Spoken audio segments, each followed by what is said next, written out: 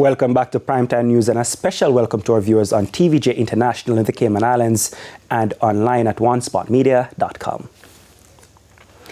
Up first this evening, the Integrity Commission has ruled that Cabinet Minister Dr. Andrew Wheatley be charged with 4 offences, including illicit enrichment. The disclosure was made following an Integrity Commission report tabled this afternoon in the House of Representatives. Details in this report from Andrea Chisholm. We have been hearing about the illicit 8 parliamentarians being investigated for illicit enrichment. Illicit enrichment has to do with the public servants not being able to explain how they own assets which exceed their lawful earnings.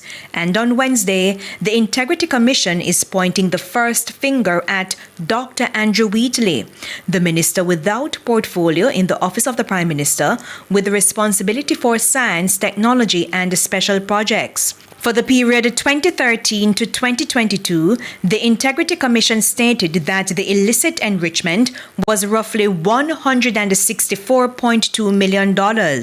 And when given the opportunity to explain how he came by such assets, a satisfactory explanation was not provided. The Integrity Commission also concluded that Dr. Andrew Wheatley failed to provide information concerning his statutory declarations for the years 2018 and 2019. He also failed to include 5 loans held in his name, an investment on still particulars of 20 properties owned jointly or otherwise.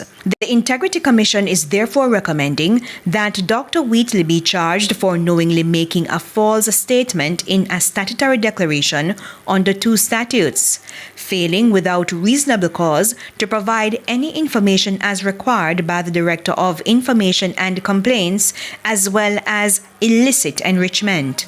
If convicted for illicit enrichment, he could face a fine of up to $5 million and or up to 5 years in prison. The Integrity Commission's report is also being referred to Tax Administration Jamaica to do an assessment and apply appropriate penalties. Why?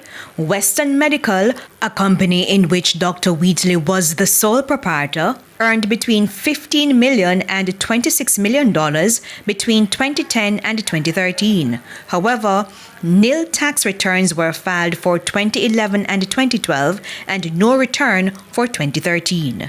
Andrea Chisholm, TVJ News.